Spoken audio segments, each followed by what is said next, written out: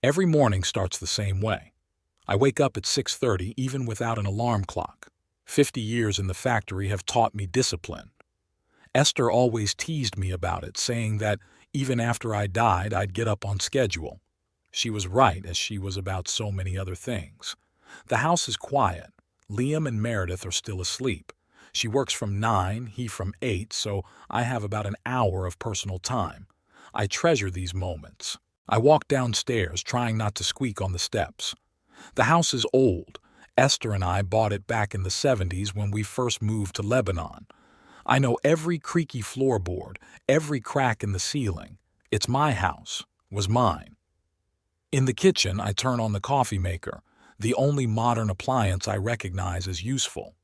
Even though Meredith keeps telling me we need a new one with a dozen features and an internet connection. Why does a coffee maker need internet? That's something I'll never understand. While the coffee brews, I go out on the porch. October in Lebanon is beautiful. Cool air, red and yellow maple leaves along the street, the smell of smoke from fireplaces.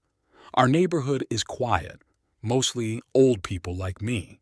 The younger people move closer to downtown or to the newer neighborhoods. Liam wanted to too, but Meredith convinced him it would be economically feasible to live with his father. I didn't mind.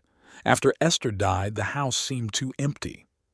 I went back to the kitchen, pouring coffee into my old mug labeled Best Daddy Ever.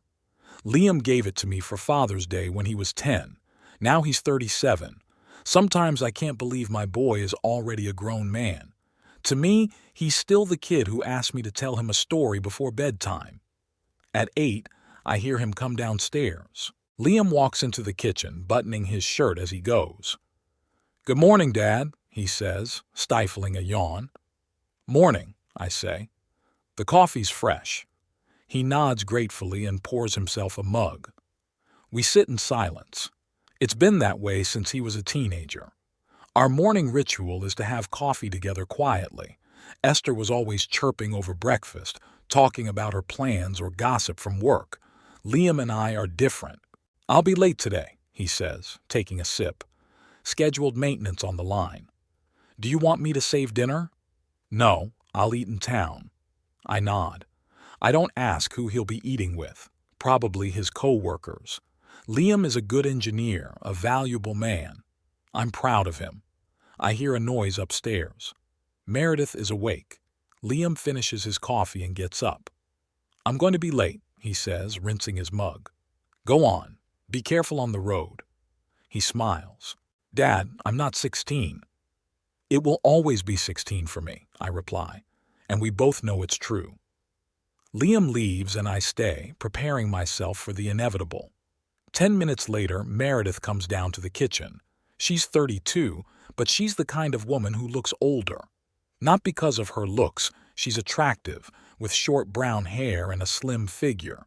It's the expression on her face, the perpetually compressed lips and tense gaze.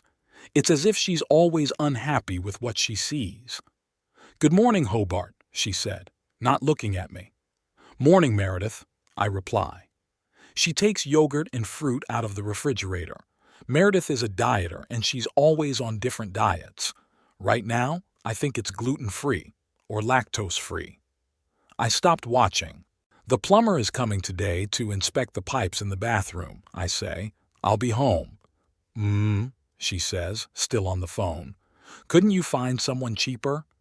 "The one you called last time had a huge bill." He knows the system. It's an old house. Not every plumber can figure it out. Meredith sighs, showing that he thinks it's a waste of money, but the pipes are my concern. I still pay most of the bills for the house. She and Liam cover groceries and help with utilities, but the main expenses are still on me. "By the way," she continues, "Liam and I are thinking of updating the kitchen. Those cabinets look like they were installed under Nixon. They were. Esther and I bought them in '73, right when we moved in. But they're solid, real wood, not like modern particle board." "The kitchen's fine," I said. "It's functional." "Functional?" Meredith rolls her eyes. "Hobart, we're in the 21st century." Functional is when you have a dishwasher and a proper hood, not this, antique shop. I'm not saying anything. There's no point in arguing. To Meredith, anything over 10 years old is junk that needs to be replaced, including me.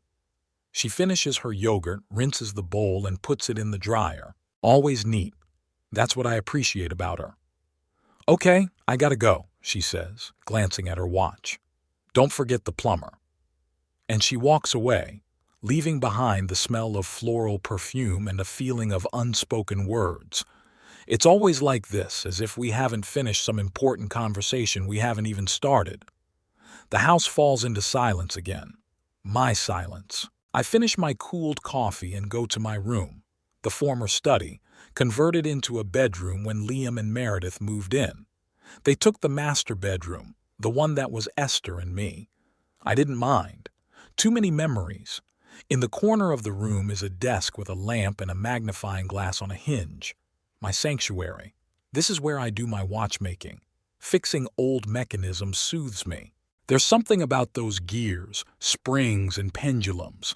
The measured ticking reminds me that time goes on, no matter what. On the table now is a pocket watch I found at a flea market in a neighboring town. Swiss, judging by the mechanism, about 1910th year.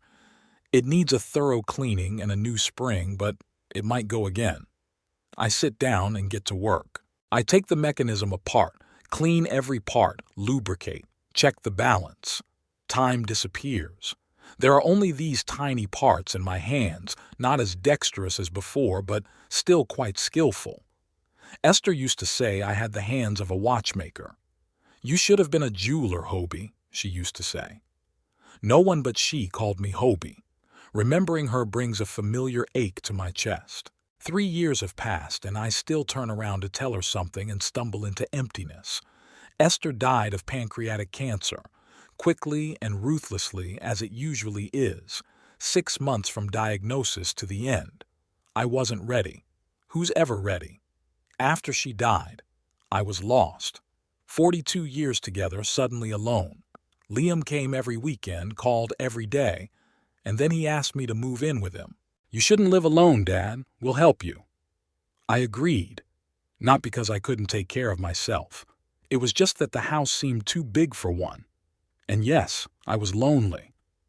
The first few months weren't bad. Liam often sat with me in the evenings watching old movies or just talking. Meredith did her best too, cooking dinners, asking if I needed anything from the store. But gradually, something changed. I began to notice the looks they exchanged when I entered the room, the quiet conversations that stopped when I came in. And then they started talking about renovations, about rearranging furniture, about modernizing the house. I'm not against change, but it's not about the house. It's about me. I'm the outdated piece that doesn't fit into their new life, especially for Meredith. I see the way she looks at me when she thinks I don't notice, like an obstacle, a problem that needs to be solved. Sometimes I think maybe I should leave, find a small apartment somewhere downtown, closer to the stores. But this is my home. Every corner of it holds a memory. This is where Liam took his first steps. This is where Esther and I grew old together. To leave would be to lose the last link to her. The clock on the table finally comes to life. A quiet, steady ticking, a small victory.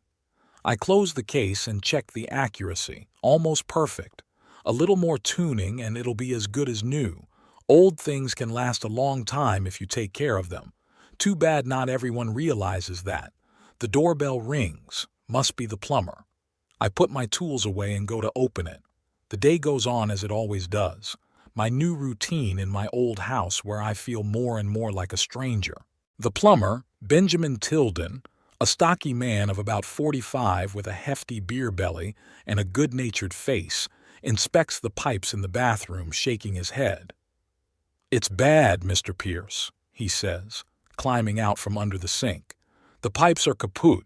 The metal's thinning and they're about to burst. We're going to have to replace the whole riser. I sigh. Another waste. Meredith's not going to be happy. How much is this going to cost? Ben says a number that makes my insides clench. My pension is enough to live on, but this expense is a serious blow to my savings. We can do it in installments, he adds, seeing my face. We'll replace the most problematic areas first. Let's do that, I agree. When can you start? Next week. I'll call you when I'm free. After Ben leaves, I decide to make dinner. Even though Liam said he'd eat in town, Meredith will probably come home. She doesn't like spending money on restaurants. I pull chicken and vegetables out of the refrigerator. Cooking is another activity that calms me down. Esther always said I was a better cook than her. That was a lie, of course. No one cooked better than Esther, but I liked believing her. When Meredith comes home from work, the smell of roast chicken with rosemary and thyme already fills the kitchen. She walks in, takes a whiff, and sets the bag on a chair. "What's this?" she asks. "Herb chicken and roasted vegetables," I answer without turning from the stove. "Oh," I hear the slight disappointment in her voice. "I thought we were ordering pizza tonight." "Chicken is healthier," I say, knowing it's a pointless argument. Meredith shrugs and goes off to change. I continue cooking, trying not to think about how she's going to pick at her plate while pretending to eat. It's another one of our little wars. I cook. She pretends to appreciate it but would actually prefer fast food or delivery. When dinner is almost ready, Liam calls. "Dad, I'm coming home for dinner after all. The meeting's canceled." "Okay," I reply. "Chicken and vegetables." "That's great." I can hear the genuine joy in his voice. "I'll be there in 20 minutes. I smile as I hang up the phone. At least one person in this house appreciates my cooking. Dinner passes in tense silence. Liam tries to keep the conversation going by talking about work, but neither Meredith nor I participate much. She's checking her phone, and I'm thinking about the upcoming pipe repair. "So, Dad," Liam says, breaking the silence, "did Ben come by? What about the pipes?" "We have to replace the whole riser," I say. "The old ones are rotten." Meredith looks up from the phone. "How much will that cost?" I tell her the amount. She crinkles her nose. "Maybe we should look for another plumber," she suggests. "Ben always overcharges." "He's good," I object, "and he guarantees his work." "It's still expensive," she turns to Liam. "Honey, why don't you ask your co-workers? I think Richard has a brother who does plumbing." Liam looks uncomfortable, sandwiched between us. "I'll ask," he promises. "But Dad's right. If the house is old, it's better to go to a professional." Meredith rolls her eyes but says nothing. Dinner continues in silence. After dinner, I wash the dishes while Liam and Meredith watch TV in the living room. I hear muffled voices. They're arguing about something, probably about pipes, or about me. I try not to listen. Finished with the dishes, I quietly go up to my room. Tomorrow is the same day. Up at 6:30, coffee, work on the clock, dinner. My life has become a predictable sequence of routines. I lie in bed staring at the ceiling and think about Esther. What would she say now? How would she handle Meredith? Esther always had a way with people. Slowly I fall asleep and I dream of our house, but empty, with no furniture or people. Only an old clock ticking on the walls, counting down the time that I have less and less of. Sunday is the only day I allow myself to sleep. Today I woke up at 7:15 and felt almost rebellious. Esther would laugh. On weekends she liked to stay in bed until 9, sometimes even longer. I always got up at first light, couldn't do otherwise. 40 years in the factory had made the alarm clock part of my body. As I walked down the stairs, I heard voices coming from the kitchen. Liam and Meredith were already awake, which was unusual. They usually slept in until noon on Sundays. I slowed my step, not wanting to interrupt their conversation. Not that I was eavesdropping, I just didn't want to intrude. Maybe I was eavesdropping, though. At my age, you get curious about other people's conversations, especially if they might be about you. "I just don't understand why he can't put his tools away after work," Meredith said. Her voice sounded annoyed. Yesterday I found some gears in the bathroom. In the bathroom, Liam.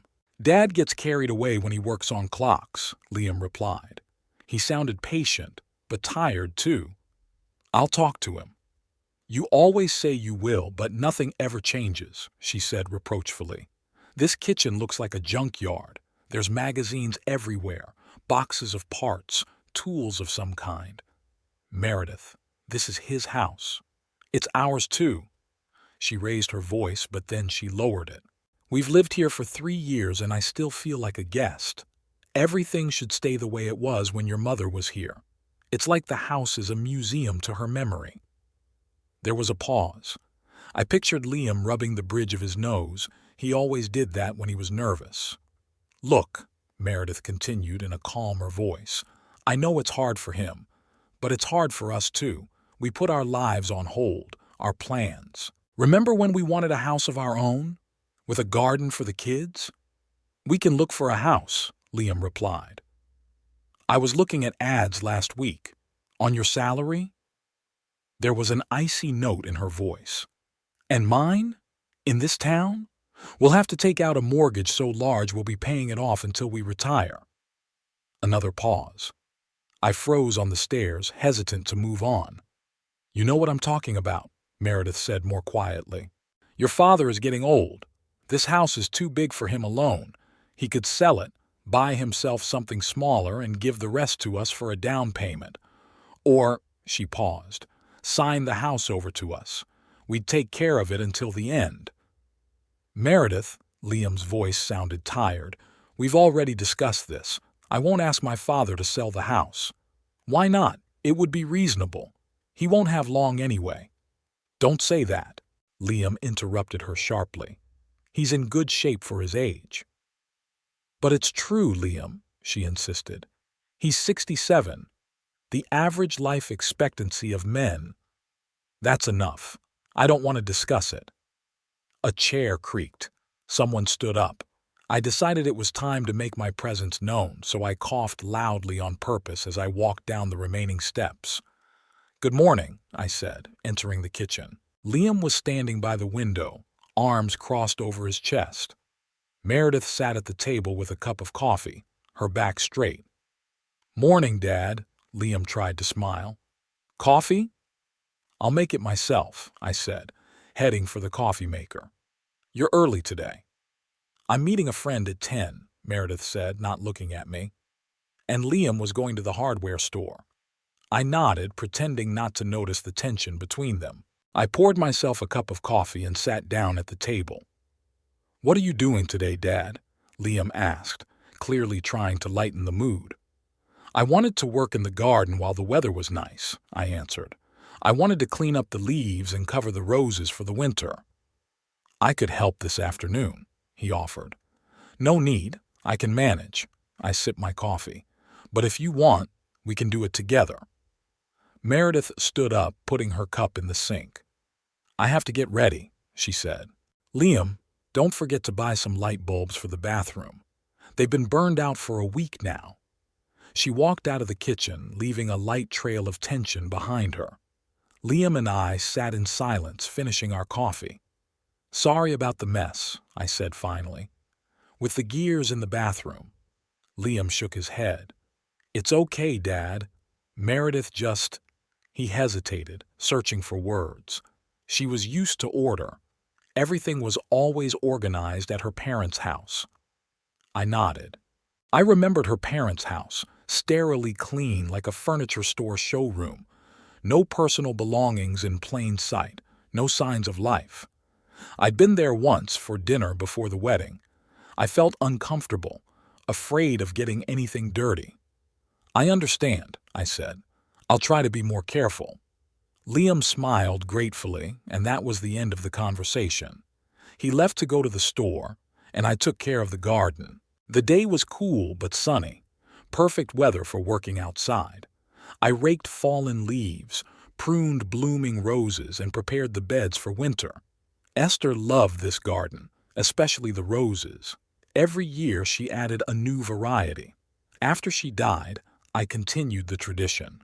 This year I planted a tea rose of the variety Julia Child, yellow, with a rich fragrance. Esther would have loved it.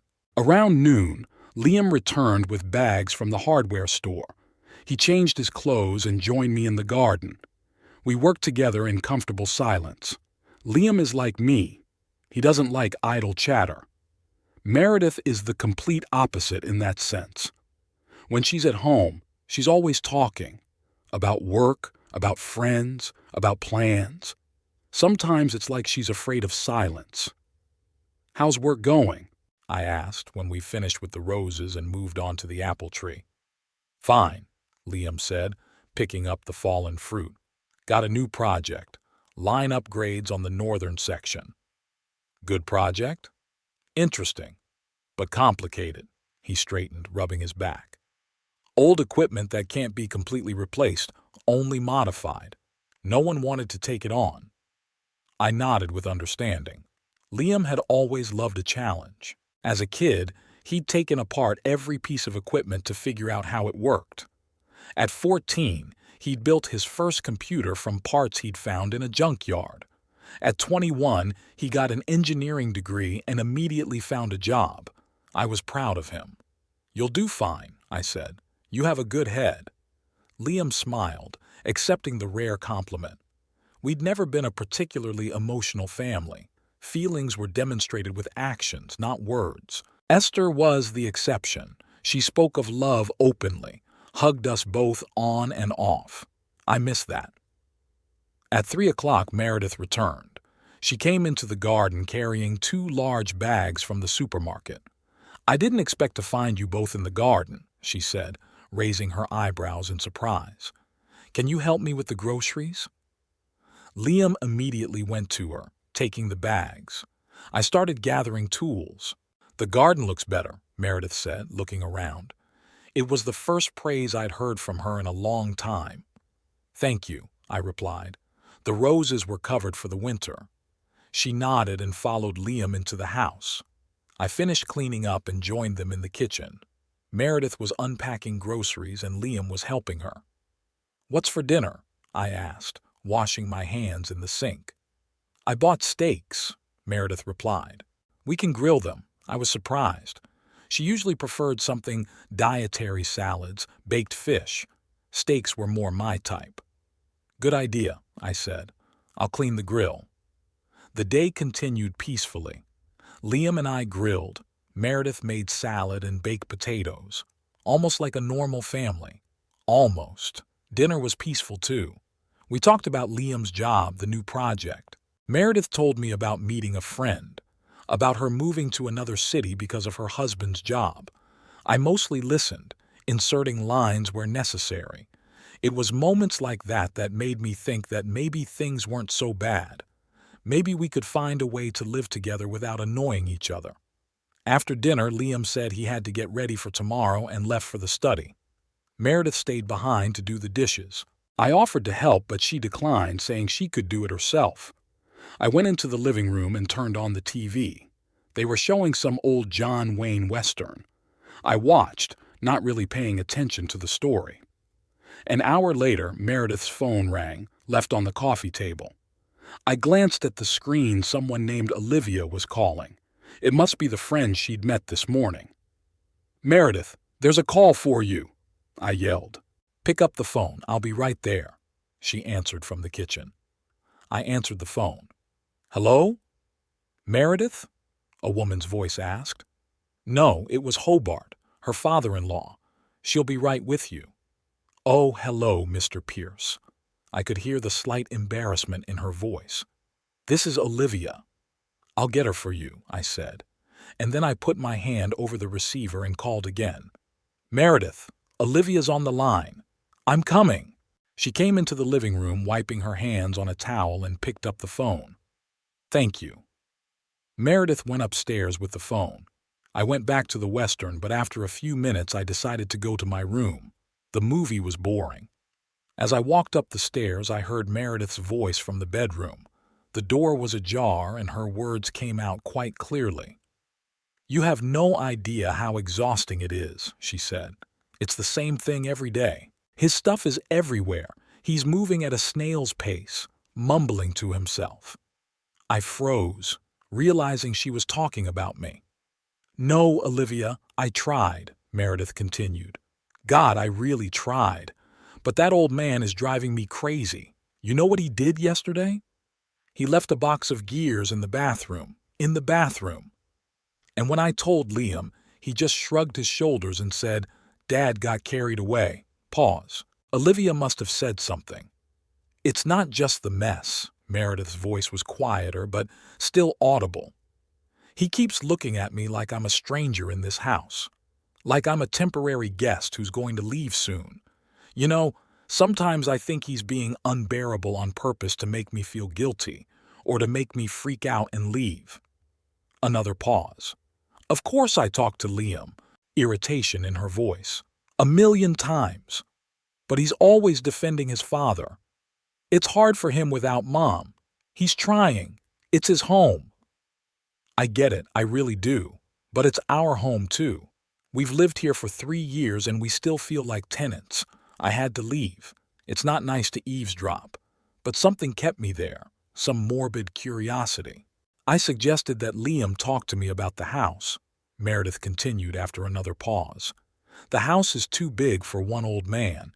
He could sell it, buy a smaller apartment, and give us the money for a down payment on our own place. Or just sign the house over to us. That would make sense. The old man wouldn't have long to live anyway, and this way he'd know the house would stay in the family. I felt something cold clench in my chest. Not long enough. She spoke of me as if I were almost dead. Liam refuses to even talk about it, she sounded desperate. He said he wouldn't ask his father to do such a thing. But why not? It would make sense for everyone. The old man would get care for the rest of his life, and we'd get the house we've invested 3 years of our lives in. And we can finally start a family of our own. A family. They wanted children. The thought had never occurred to me, though of course it made sense. Liam's 37, Meredith's 32. It's about time. No, I can't just leave, Meredith said after a long pause. Go where? Back to your parents? I'd rather hang myself. Besides, I love Liam. He's a good man. He's just, too attached to his father. I hoped that in time he'd see things my way, but it's just getting worse. The old man is relying on us more and more, doing less on his own. Sometimes I think he pretends to be more helpless than he really is. It wasn't fair. I always tried to be independent, not to burden them. Cooked, did my own laundry, paid most of the house bills. Yes, I was slower than I used to be. Yes, sometimes I forgot things, but I didn't pretend to be helpless. I don't know how much more I can take, Olivia, Meredith's voice shook. Every day, I wake up thinking that maybe he'll be gone today. And then I feel like a horrible person for thinking that. But I can't help it. I'm tired of waiting for our real life to begin. I quietly backed away from the door and went to my room. My hands were trembling slightly. I closed the door and sat on my bed, trying to digest what I had heard. So this is how she sees the situation. I'm a hindrance, an obstacle to their happiness. An old man who's about to die but can't get it together.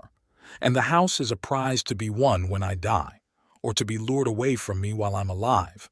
It hurts, and at the same time, I understood her. A young woman stuck in a strange house with an old man who constantly reminds her of death. Of course she wants her own space, her own life. I would have at her age. But the house, it was my home. Esther and me. Every corner of it held a memory. Every crack in the wall, every creaky floorboard had a story. Should I sell it? Or worse, sign it over to them and live as a guest in my own house? No, never. There was a knock on the door. I flinched. Dad? Liam's voice. Are you awake? No, I answered, trying to make my voice sound normal. Come in. Liam came in, smiling uncertainly. I wanted to see if you needed anything, he said. Medication, maybe. I'm fine, I answered. Just tired after working in the garden. He nodded but didn't leave. He shifted from foot to foot as if he wanted to say something. Did something happen? I asked him. No, it was just... He hesitated. Dad, are you happy? I mean, do you like us living here? With you? The question caught me off guard. Liam had never asked that before. Of course, I answered. You're not bothering me if that's what you mean. No, it's not that. He rubbed his neck in a gesture he'd learned from me. It's just that sometimes it seems like you'd be better off alone, without us. I looked at my son more closely. In the light of the desk lamp, his face looked tired, worried. He looked older than his years. Liam, I said seriously, this house is big enough for all of us. I'm glad you're here. It was true. Despite the friction with Meredith, I was glad Liam was around. Without him and Esther, the house would be too empty. Okay, he smiled slightly. I just wanted to make sure. He left, and I stayed sitting on the bed, thinking about the conversation. I wondered what had provoked it. Maybe he and Meredith had talked about moving, or had she told him how she felt? Either way, the situation was becoming increasingly tense. Meredith had made it clear that she wanted a house for herself and Liam. Liam is torn between us, and I just want to live out the rest of my days in peace in the house I built with Esther. Something told me that wasn't going to be easy. It's been a week since the conversation I overheard. Meredith avoided me, and when we did cross paths, she was cold and unfriendly. Liam sensed the tension and tried to make up for it by being overprotective of me. He asked me every night if I needed anything, always willing to help with the housework. It was touching, but also a little annoying, like he thought I was a helpless old man. On Friday, Liam announced that he was cooking a special dinner on Saturday. It's been a long time since we've gotten together for a proper meal, he said. Mom always said family dinners were important. It was true. Esther had insisted we eat together, even when Liam was a teenager and would rather sit in his room. At the table, family becomes family, she used to say. Saturday morning, Liam was bustling around the kitchen, cooking a roast from Esther's recipe. I recognized the smell. Meredith was helping him by setting the table with our holiday centerpiece. I wasn't asked to help, and I didn't impose. By 6 p.m., everything was ready. The table was set, candles lit, a bottle of wine opened. The roast looked and smelled great, just like Esther's. It looks amazing, I said, sitting down at the table. I hope it's good, Liam said. I used my mom's recipe. Meredith sat across from me, smiling strainedly. She was wearing a dress, her hair styled. She looked tense, like she was going to a job interview rather than a family dinner. We ate in silence for the first few minutes. The roast was really good, very similar to what Esther had made. I told Liam about it, and he brightened up. I tried to recreate her recipe from memory, he said. Too bad she never wrote down the proportions. She used to say she cooked by eye and heart, I replied, smiling at the memory. Remember when she experimented with Oriental spices? That period when everything smelled like curry? Liam laughed. You bet. For 2 weeks we ate nothing but Indian food. You rebelled then and demanded a proper steak. And she made curry steak, I finished, shaking my head. That's what stubbornness means. We both smiled, immersed in our memories. Meredith was silently stroking her fork across her plate, not participating in the conversation. Esther always liked to try new things, I continued. Remember that time she decided we should do Tai Chi? Oh my God, Liam said, laughing. Those weekend classes in the park. You looked so miserable doing all those slow movements. Because I felt like an idiot, I replied. But your mother insisted it was good for your joints. And you know what? She was right. I still do those exercises sometimes when my back hurts. And remember that Christmas when she decided we should make all the presents ourselves? Liam asked. How to forget? I shook my head. It took me 2 weeks to carve you a wooden car, and you wanted a real, radio-controlled one. But now I realize the value of those gifts, Liam said quietly. I still have that car, in the memorabilia box. Your mother was a special woman, I said, sipping my wine. She saw beauty in the simplest things. I remember one winter when we were stuck on the road during a snowstorm. The car had stalled and there was no help waiting. Anyone would have panicked, but not Esther. She said, "Let's just sit and watch the snow fall. When else are we going to have this opportunity to just sit and watch the snow with no rush or obligation?" And we sat wrapped in a blanket and watched the snowflakes dance in the headlights. It was one of the most peaceful moments of my life. I fell silent, immersed in the memory. Liam looked at me with a soft smile, and Meredith looked annoyed. "Another St. Esther story," she muttered, loud enough for me to hear. I froze, not believing my ears. "What did you say?" I asked. "Nothing," she replied, sipping her wine. "It's just that you always talk about her like she was perfect. No one is perfect." There was a heavy silence in the room. Liam looked like he wanted to fall through the ground. "I didn't say she was perfect," I said finally. "Just sharing a memory of the woman I'd loved for 42 years. And who we should all honor as a saint." Meredith set her glass down on the table with a loud clatter. "Every time we talk about any changes to the house, you say, 'Esther wanted it this way. Esther liked it that way.' It's like we're living in a museum of her memory instead of a house." Liam put his hand on his wife's shoulder. "Meredith, please," he said quietly. "Not now." But it was as if she'd burst into tears. "When?" she asked. "When are we going to talk about this?" 3 years, Liam. 3 years we've lived in a house where every suggestion I've made to change things has been resisted because Esther wanted it differently.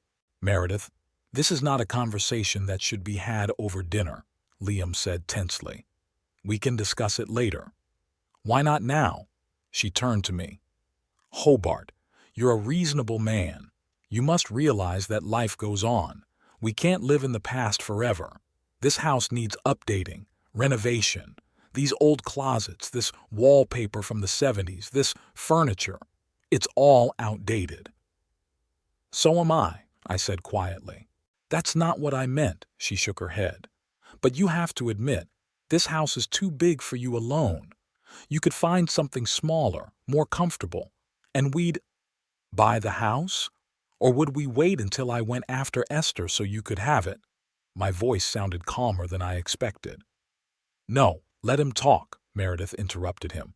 "Yes, we were thinking of someday owning this house. What's wrong with that? We care about you.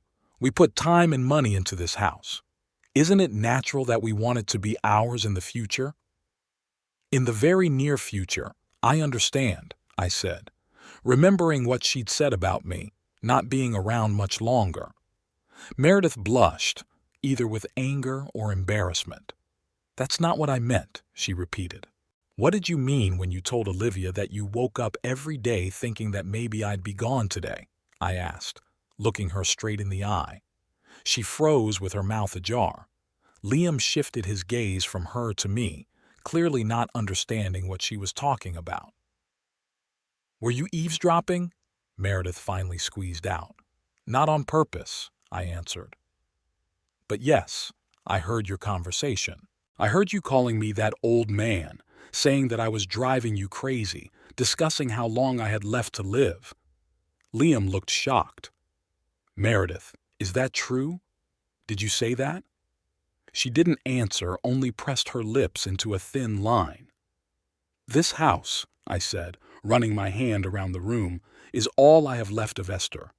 Every corner here holds memories. It's where Liam took his first steps, where Esther and I met our first gray hair, where we planned our future, which is now the past for me.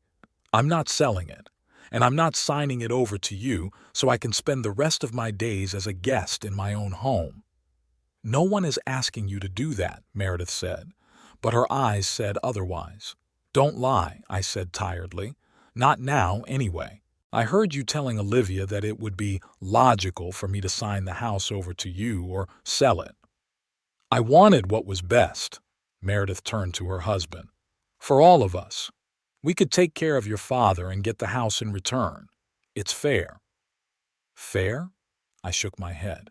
"Fair would be honoring my right to live in my own home the way I want, with my memories, my furniture, my old closets. "Enough!" she exclaimed. "Stop manipulating us with your memories and your grief. Yes, Esther is dead.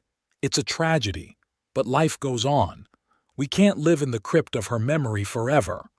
Liam looked shattered, as if the world he knew was crumbling before his eyes. "I think we all need to calm down," he said finally. "Let's take a break, cool down." "No," Meredith interrupted him. "I will not be silent any longer. 3 years is enough. I want to live my life, Liam, in my own house, with a husband who belongs to me, not to my mother's memory or my father's sense of duty." She turned to me, and her eyes narrowed. "And you, Hobart, you might think of your son, his happiness, instead of pulling him back into your swamp of grief." "You know nothing of my son," I said quietly. "Not about our connection, not about our history. You came into our lives 3 years ago, and you think you can judge what came before you?" Meredith's face contorted with rage. "Shut up, widower," she shouted. "Shut up with your moralizing and your grief. I don't care about your history, your bond, your feelings. You're a selfish, manipulative old man who uses his loss as a weapon against anyone who wants to live." The words hung in the air, sharp as shards of glass. I physically felt them crash into me. Widower. She'd called me a widower, pronouncing the word like a swear word, like a stigma. Liam looked like he'd been punched. He looked at Meredith like he was seeing her for the first time. "How could you?" he whispered. "How could you say that?" I slowly got up from the table. My legs felt woozy, but I kept upright. "I think that's enough for tonight," I said, surprised at how calm my voice sounded. "Thanks for dinner, Liam. It was delicious." And I left the room, leaving the two of them alone. I went up the stairs to my room and closed the door. Only then did I let myself sit on the bed and let out the shiver I'd been holding back. Muffled voices came from downstairs. Liam and Meredith were arguing. I didn't want to hear it.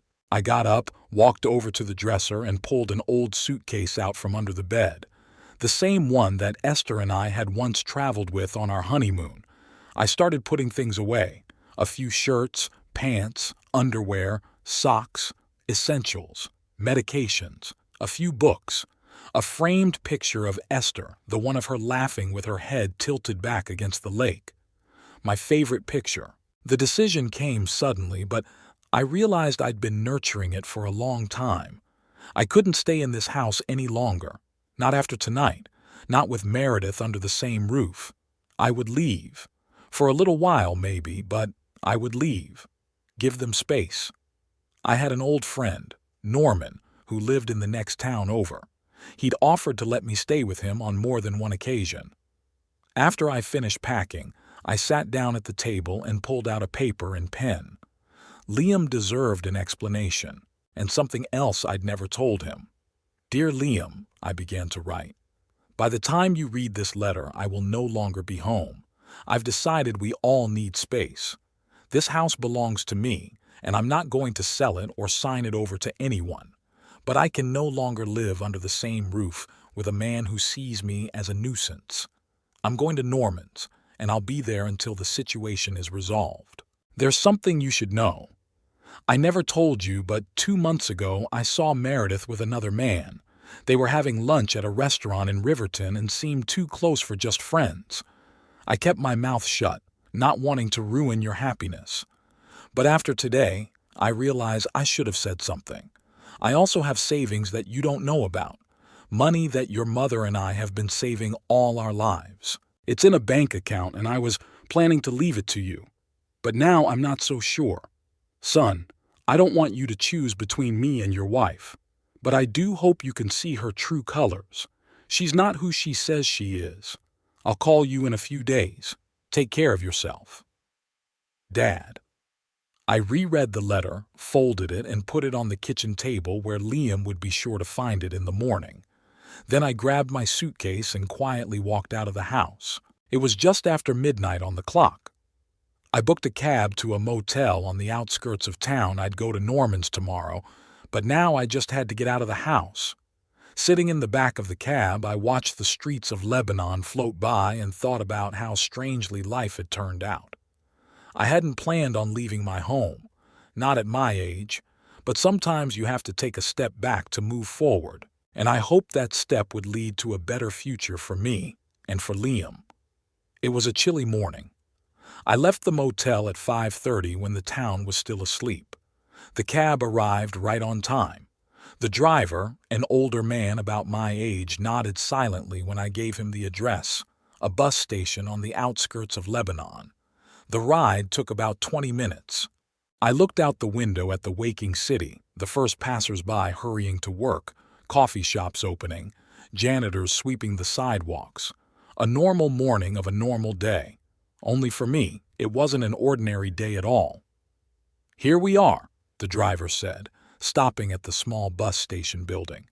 I paid, grabbed my suitcase, and got off. The bus to Greenwood, where Norman lived, was leaving in 40 minutes. I bought a ticket and sat in the waiting room feeling a strange mixture of relief and anxiety. The phone remained off. I didn't want Liam to call me until he'd read the letter in full. Then, of course, we'd talk.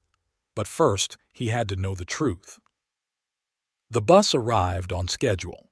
I took the window seat, placing my suitcase on the shelf above my head.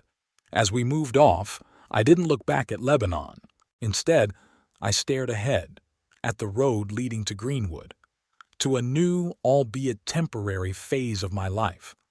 Norman had no warning. We hadn't spoken in months, though we'd been friends for almost 40 years. We met at the factory, worked in the same shop. Then he moved to Greenwood when his wife Betty got a job at a school there. We kept in touch, visiting each other on holidays. After Esther died, Norman often came to visit me and asked me to stay with him, but I refused. I didn't want to leave the house where everything reminded me of her. Ironically, that's why I was leaving now. The drive to Greenwood took a little over an hour. The town greeted me with sunshine and a light breeze. Greenwood was bigger than Lebanon, more modern. I got off at the downtown stop and caught a cab to Norman's house. He lived in a small house on the outskirts of town. It was a typical suburban house, a neat lawn, a porch with a swing, a one-car garage. Since Betty's death 5 years ago, Norman had lived alone. The children had long since grown up and moved away. The cab stopped in front of the house. I paid, picked up my suitcase, and walked to the door.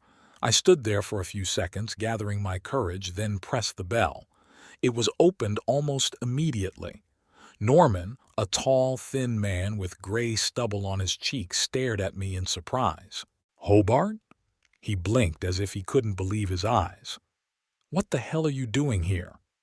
"Long story," I answered. "Can I come in?" He stepped back, letting me into the house. "Sure, old man. Come on in. Don't tell me you got kicked out."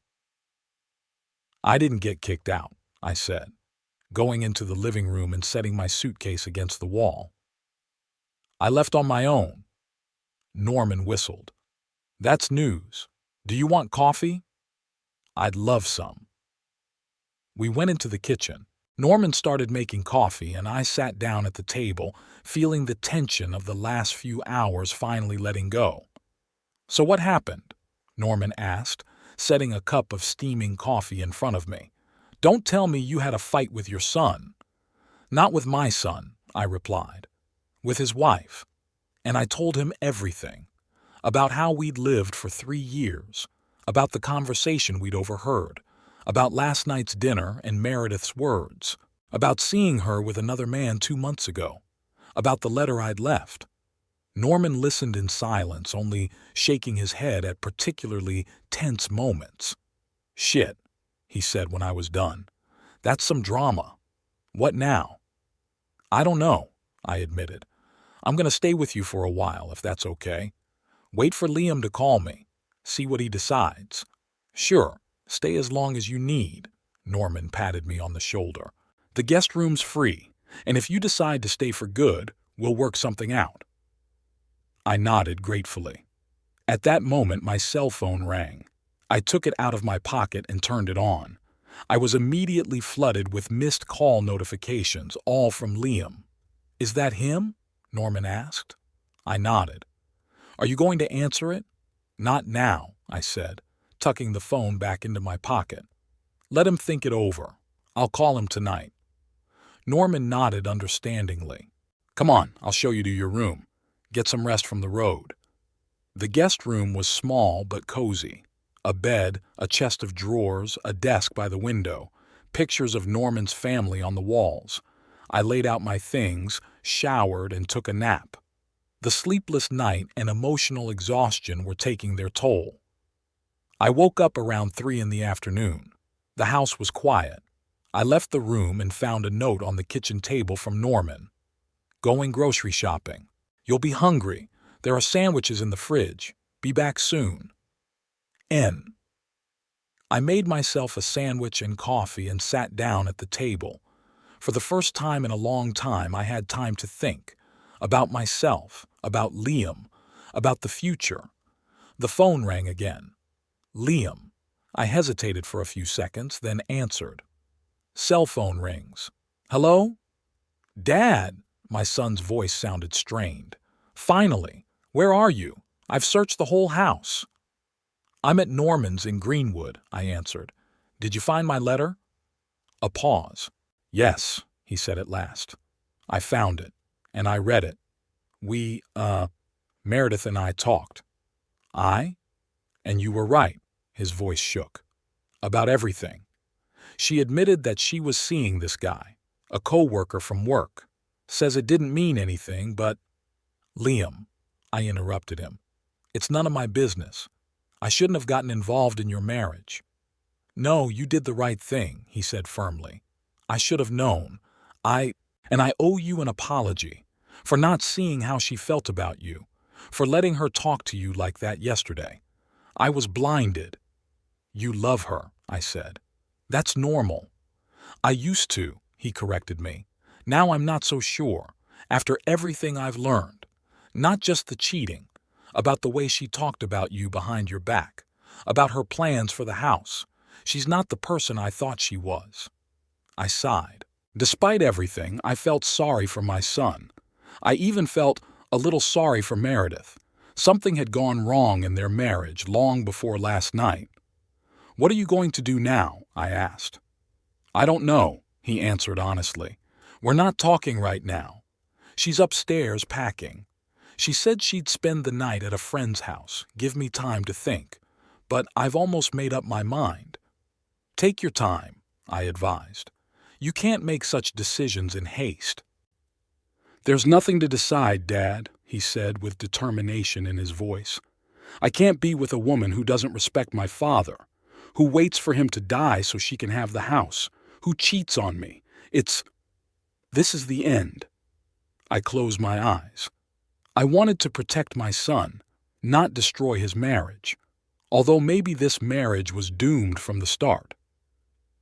"When are you coming back?" Liam asked after a pause. "I don't know," I answered honestly. "I need time, and so do you. Figure out your life first." "This is your house, Dad," he said firmly. "Not mine, not Meredith's. It's yours. And you have to come back." "I will," I promised. When the time was right. We talked some more, then said goodbye. I sat at my desk, staring at my phone, thinking about how strange life had gotten. I didn't want to be the cause of my son's divorce, but perhaps I had only hastened the inevitable. At 4, Norman returned with bags of groceries. When he saw my face, he understood. "Did you talk to your son?" I nodded. I think they're getting a divorce," I said quietly. Norman whistled, setting the bags on the table. "That's quite a turnaround. How are you doing?" "I don't know," I admitted. "I feel guilty, even though I know I shouldn't." "Of course you shouldn't," Norman said, taking the groceries out of the bags. "You didn't cheat. You didn't plan to take over someone else's house." "But I could have kept my mouth shut," I countered. "Not write about her cheating in a letter. What difference would that have made?" Norman put the bottle of beer in front of me. Sooner or later he would have found out anyway. And he'd feel even worse knowing you knew and kept quiet all this time. He was right, of course. But that didn't make it any easier. "Stop gnawing on yourself," Norman said, opening his bottle. "You did the right thing. Now let's think about the future. You're not going to hide in Greenwood forever, are you?" "No," I said. "But I don't want to go back yet either." "Then stay as long as you need to." Norman raised the bottle in a welcoming gesture. "I'm bored alone anyway. Keep the old man company." I smiled and raised my bottle. "To new beginnings," I said. "To new beginnings," Norman echoed.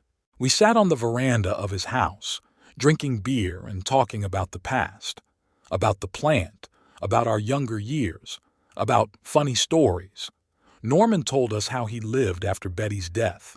He gardened, went to the local retirement club, sometimes went to visit his kids in a neighboring state. A simple, quiet life. "You could use to get out of your shell, too," he said. "It's been 3 years, Hobart. Esther wouldn't want you living in the past." I knew he was right. Esther had always said that life should be lived fully, every day. "Don't put off joy for later, Hobie," she used to say. "The later may not come." "I'll try," I promised. "When I get home." Norman nodded, satisfied with the answer. "Speaking of home," he said, "what will you do if Liam gets divorced? Would he stay with you?" I wondered. Liam and I hadn't discussed it. "I don't know," I admitted. "Maybe. At least for a while." "Would you want to?" I looked at the setting sun, which was casting a warm orange light on Norman's garden. "Yes," I said at last. "I think I would. We'd gotten along pretty well before Meredith came along. And then, he's my son. He's the only thing I have left." Norman nodded understandingly. "Just don't turn into his housekeeper," he said half-jokingly. "You don't have to cook his dinners and wash his socks. You're both adults." I smiled. "I won't. I promise." At that moment my phone rang. I glanced at the screen. Liam again.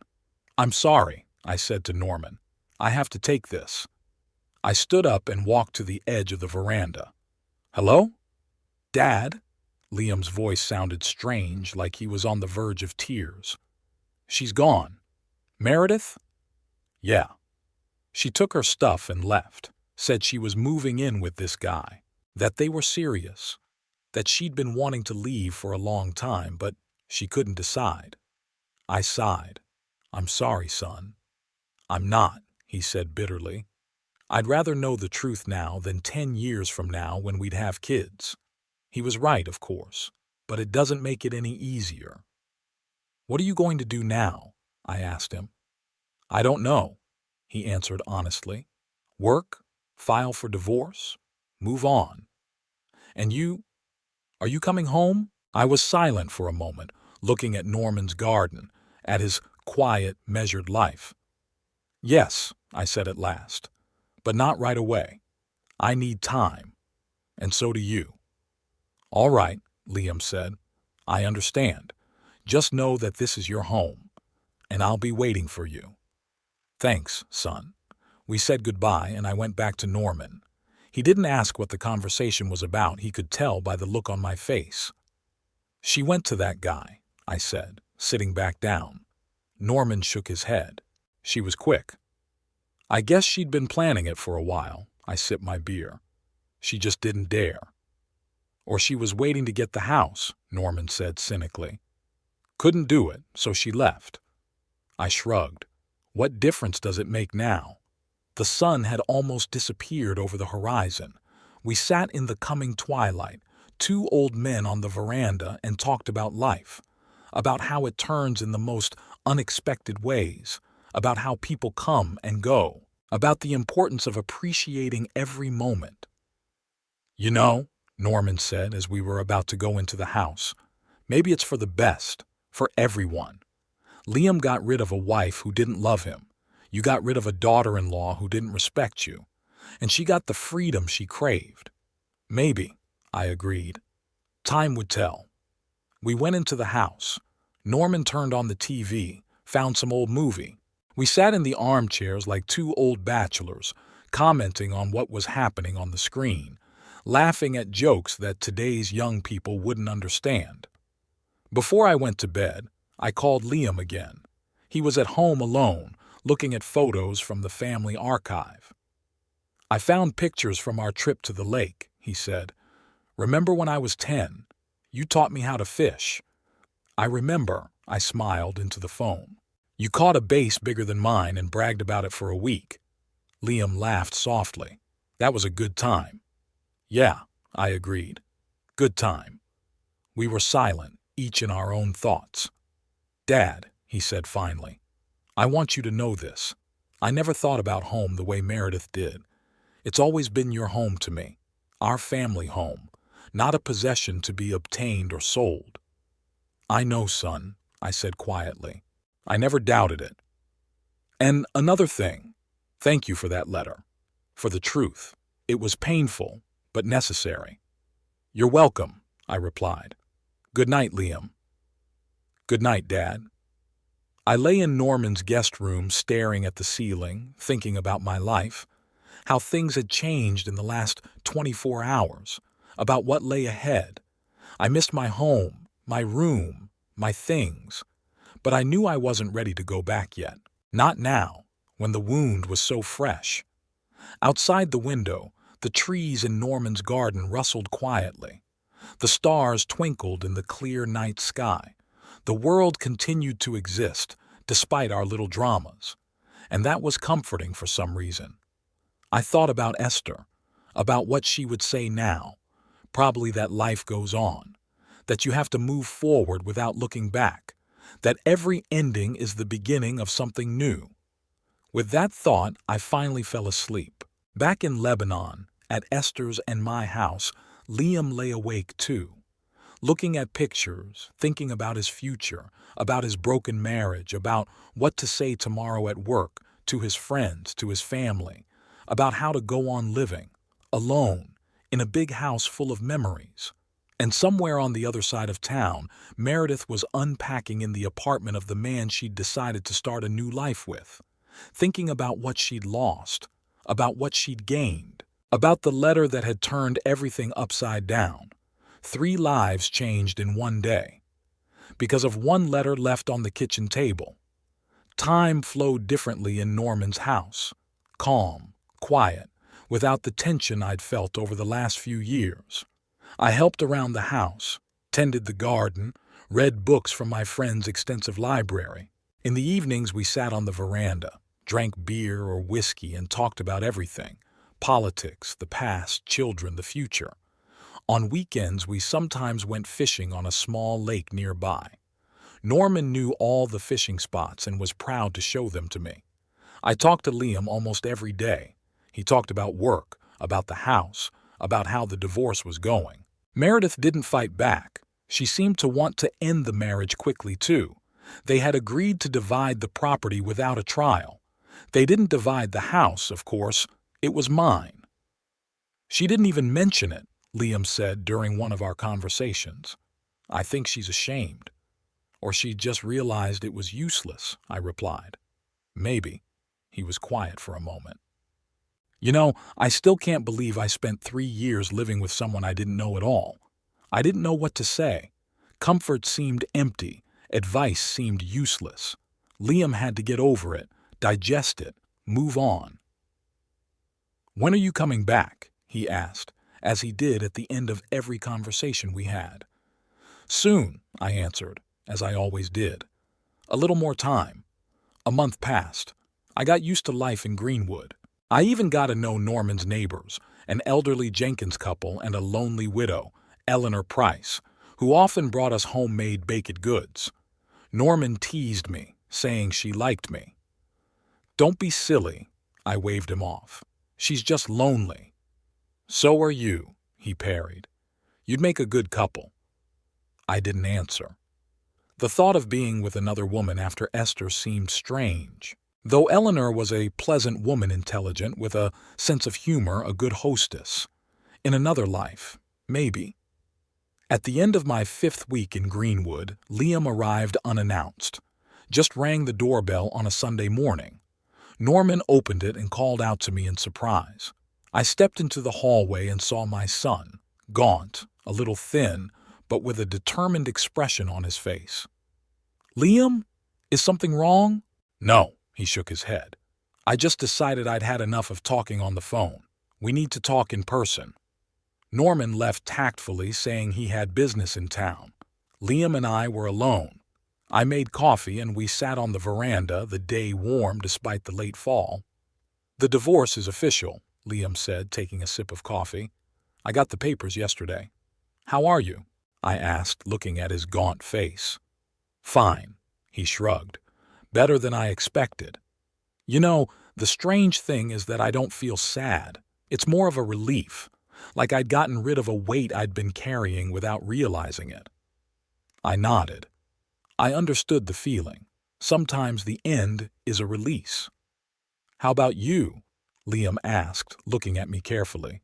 "Do you like it here?" "Yes," I answered honestly. "It's peaceful. Norman is a good friend. But this isn't home," he finished for me. "Yes," I smiled. "Not home." Liam set the cup aside and leaned forward, resting his elbows on his knees. "Dad, I'm here to pick you up. Meredith is gone. The house is empty. Your house. And I miss you." He said the last words quietly, almost embarrassed. We'd never been a particularly emotional family, rarely talked about feelings.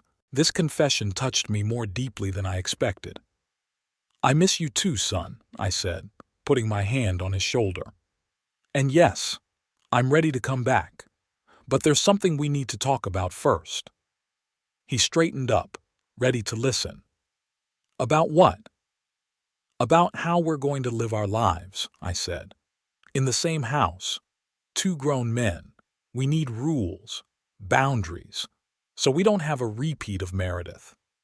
Liam nodded, understanding. "What are you suggesting?" "First, the house stays mine," I began, "but you live in it as a full-fledged family member, not a tenant. You pay your share of the bills, help with the repairs, just like before." "Sure," he agreed. "Second, we respect each other's privacy. Your room is your territory. Mine is mine. Common areas are common." "That makes sense." "Thirdly," I paused, "if either of us wants to invite a guest or guests, we give advance notice." Liam smiled. "Did you get a lady, Dad?" "No," I shook my head. "But the principle is important." "I agree," he nodded gravely. "What else?" "One last thing," I said. "If one of us wants to change something in the house, rearrange furniture, make repairs, buy new appliances, we discuss it together. No unilateral decisions." "Like with the TV," Liam realized. "Sorry about that," Meredith insisted, "It doesn't matter," I interrupted. "The past is in the past. What matters is what we do next." He held out his hand. "Deal." I agreed to all the terms. We shook hands, sealing our new pact. Then Liam looked at me with a slight smile. "So, when are we going home? Tonight?" I suggested it. "We just need to say goodbye to Norman and pack a bag." "Sure," he nodded. "I'll wait." When Norman came back, I told him about the decision to go home. He wasn't surprised. "I knew it would happen," he said, helping me pack. "I just didn't think it would be so soon." 6 weeks is a long time," I argued. "It is for you," he grinned. "You've always been a homebody, even when you were young." It was true. I'd never liked traveling, preferring quiet evenings at home with Esther and Liam. "Thank you," I said, closing my suitcase, "for everything." "You're welcome," he clapped me on the shoulder. "That's what friends are for. And remember, you can always come back. The guest room is yours." We hugged, promising to see each other more often. Then I said goodbye to the neighbors. Eleanor looked disappointed to hear I was leaving. She gave me a container of homemade cookies for the road and made me promise to call when I was settled at home. The drive to Lebanon seemed shorter than it had 6 weeks before. Liam and I talked about all sorts of things: his job, plans for the winter, things that needed fixing around the house. The usual father-son conversation. No tension, no innuendo. As we pulled up to the house, I felt a strange thrill, like I was returning to a place I'd known all my life, but which might have changed during my absence. Liam, as if sensing my state of mind, silently took my suitcase and opened the front door. I walked in and froze in the hallway, breathing in the familiar smell. Home. My home. Everything was the same as before, the same pictures on the walls, the same creaky floorboards, the same light from the living room windows. And at the same time, something was different, something elusive in the atmosphere. "Welcome home, Dad," Liam said, setting his suitcase down by the stairs. "Do you want anything? Coffee? Or something more serious?" "Coffee would be fine," I said, walking into the living room. It looked a little different. Some of Meredith's things were gone, the decorative pillows, the painting on the wall, the vase on the coffee table. But overall, the room was still the same. I sat down in my chair and felt the tension of the last few weeks begin to let go. Liam brought coffee and sat across from me. "It's weird, isn't it?" he asked, looking at me. "It's the same, but it's different." "Exactly," I nodded, like the house has exhaled. "That's a good comparison." Liam sipped his coffee. "You know, these weeks without you, they've made me rethink a lot of things." "Like what?" "Like the way I took you for granted," he said seriously. "Your care, your wisdom, the way you were always there for me, even when I didn't appreciate it. I didn't know what to say. Such revelations were rare in our family."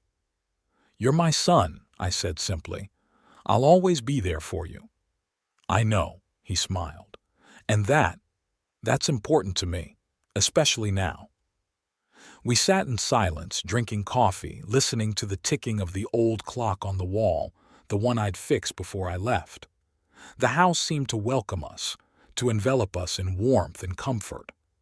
In the evening, we ordered pizza. No one had the energy to cook. We ate in the living room, watched an old movie on TV. Just like the old days when Liam was a teenager and Esther and I had family movie nights on Fridays. The next day I woke up early, out of habit, went down to the kitchen, put the coffee on. Everything was familiar and new at the same time. I felt like a person returning from a long journey, grateful to be back, but with a new perspective on familiar things. When Liam came downstairs, I had already made breakfast, scrambled eggs and bacon, toast, orange juice. He raised his eyebrows in surprise. "You're spoiling us on our first morning?" he asked, sitting down at the table. "You could say that," I said, setting a plate in front of him. "I'm used to cooking at Norman's. I don't want to lose the skill." We ate, discussing the day's plans. Liam was going to work, and I wanted to clean up my room and organize my things. A normal morning, calm, without the tension that had become a part of our breakfast at Meredith's. "I'll be late," Liam said, finishing his coffee. "Important meeting with a client." "That's okay," I replied. "I have a lot to do here." He nodded, thanked me for breakfast, and left. I was left alone in the house. It was a strange feeling, like getting reacquainted with a place I'd known all my life. I went up to my room and started unpacking. Everything was just as I'd left it. The desk with the clock tools, the bed, the dresser, the pictures of Esther on the walls. I took her portrait out of my suitcase, the one I had brought with me, and set it on the dresser next to the others. "I'm back, darling," I said quietly, looking at her smiling face. "And this time, it's going to be different." After unpacking, I went down to the living room and walked over to the bookshelves. There, among the old photo albums, was the one that Meredith had once thrown away, the one from the first years of my life with Esther. I pulled it out, sat down in the chair, and began leafing through it. Young faces, old cars, buildings long gone, the story of our lives in pictures, Esther with her bouffant 60s hairdo, me in tight pants and a shirt with wide collars, our first home, a tiny apartment on the edge of town, Liam's birth, his first steps, school celebrations, graduation, all of life in one book. I didn't realize the day had flown by. I woke up only when it started to get dark outside the window. I closed the album, put it down, and went to the kitchen to make dinner. Something simple: pasta and sauce, salad. By the time Liam returned, everything was ready. He came in tired but satisfied. The meeting had gone well. The project was approved. The prospects were good. We sat down to dinner and he told me about his work, about his colleagues, about the company's plans. I listened, nodded, asked questions. A normal father-son dinner. So normal. So right. After dinner, Liam helped me with the dishes, then we moved into the living room. He turned on the TV but turned it off almost immediately. "Dad," he said, turning to me, "I want to apologize." "For what?" I was surprised. "For everything." He spread his hands. "For not seeing the way Meredith treated you. For letting her try to change the house without considering your opinion. For not appreciating what you had." I looked at my son, a grown man with the first silver strands in his hair, and saw him as the boy I'd taught to ride a bike, to tie shoelaces, to solve math problems. My son, my blood, the only thing that truly matters. "No need to apologize," I said. "You loved her. It's okay not to see the flaws in someone you love." "But you did," he countered.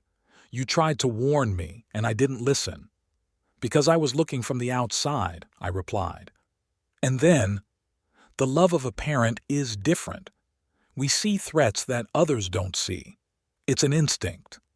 Liam smiled. "Even when your kid is 37? "Even when he's 57, I assured him. "For parents, children are always children." He nodded, accepting that. Then he was quiet, as if gathering his thoughts. "You know, I've been thinking about Mom lately," he said finally. "About what she was like, what your marriage was like. What do you think?" I asked. "I think you showed me an example of a real relationship," he replied seriously. "Respect, support, love. And I chose something else. I don't know why." I shrugged. "My heart," I said. "Besides, Meredith wasn't always like this. She seemed different in the beginning."